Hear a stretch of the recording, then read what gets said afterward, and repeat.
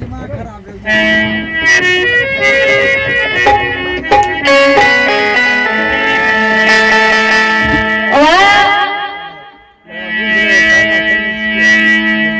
जात के उस करोड़नी जाति में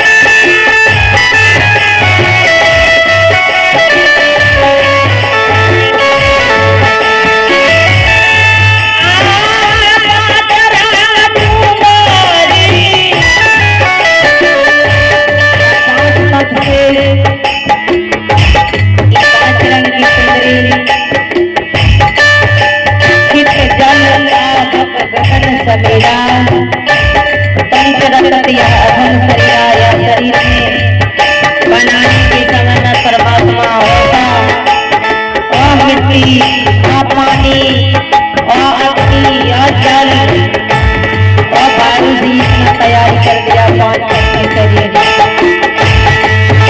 इस शरीर में सदगुरु 5 मंत्र बताते हैं और ऐसा मंत्र जिस मंत्र से हमें चक्री को दान और मंत्र को करते करते चक्री में हमें काम क्रोध लोभ इतना अहंकार को दाग लगा लिया है। झूठ चोरी नशा हंसा बेविचार को झूठ चोरी हिंसा नशा बेविचार कर कर को मेरी चक्री में दाग लगा लिया है।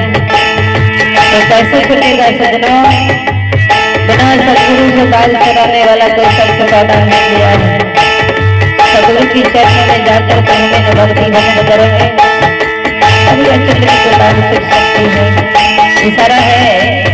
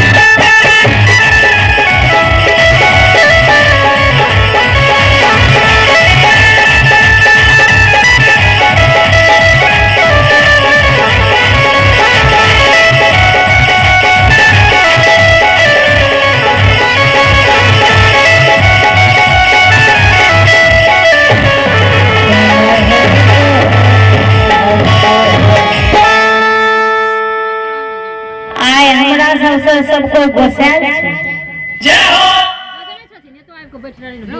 मन में ठीके छै ओतो बैसल छै नहीं केओ आबै छथिन भजन नहीं नीक लागे छै ने सब अखन लार उजारै छै आ नहीं नीक लागे छै हल्ला एकदम खाली करे